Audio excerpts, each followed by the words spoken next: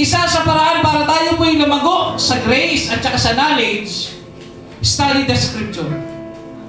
Sa ating panahon, napakahirap mag-study ng Scripture. Unang-una sa lahat, mga kapatid, hindi nalalaman ng maraming mananampalataya kung gaano kahalaga ang Biblia. Bakit ko nasabi? Dahil may mga panahong may pera ka, mas inuuna mong intindihin at bilihin ang luho mo, ang kagustuhan mo, kaysa sa palaguin ng spiritual mo sa pagbili ng Biblia.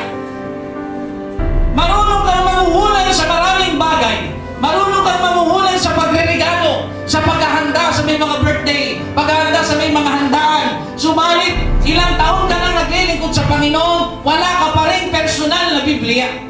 Isang malaking question, mga kapatid. Ang 3 taon, mga kapatid.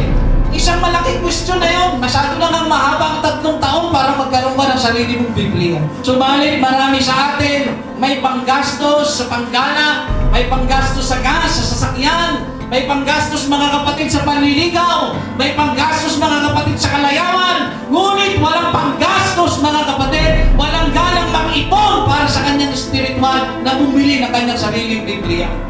Paano mo makikilala si Kristo without the Bible? Ang Biblia ang dahilan. Ang Biblia ang isa sa dahilan bakit po natin nakikilala si Kristo. Kaya before kang bumili ng kung ano-anumang bagay na pang sarili mo, intindihin mo ang spiritual mo, kapatid.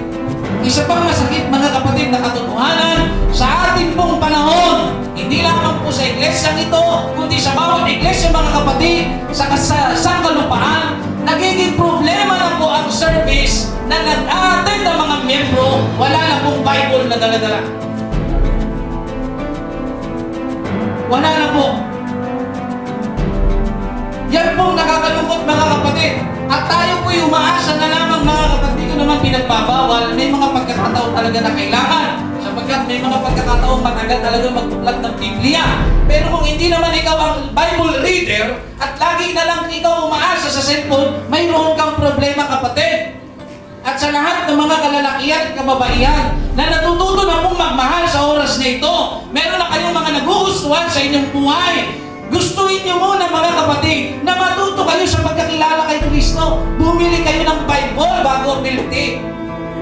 Bumili kayo ng Bible bago mag-regalo. Regaluhan niyo muna sarili niyong kaluluwa. Mag-invest kayo, mga kapatid, kasi hanggat wala kayong sariling Bible, hanggat hindi kayo nagbabasa ng Biblia, habang buhay kayong may question sa mga leader ninyo.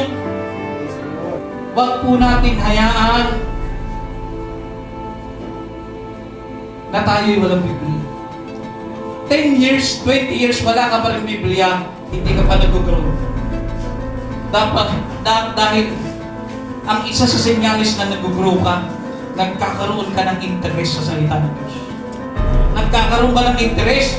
Hindi ka basta-basta napapanatag na nanghihiram ka lang ng Bible, na nakikibasa ka lang sa iyong katabi. Kundi nagkakaroon ka ng tinatawag na urgency. Nagkakaroon ka ng matinding pagnanais na kahit nakakadapot ka ng piso, nilalagay mo sa isang lalagyan dahil iniisip mo, pag naipon mo lang naipon, makakabili ka na ng sarili mo. So, yun po. Sorry, Lord. Sorry din, Lord. Ang tagal ko na naglilingkod, simba ko na simba, wala pa rin ako dalang Biblia. Sorry din, Lord. Ang dami kong mga nabili, napundaan sa buhay ko, napagawa ko kung ano man ang napagawa ko sa buhay ko. Napagawa ko rin ang ilong ko, sama mo na.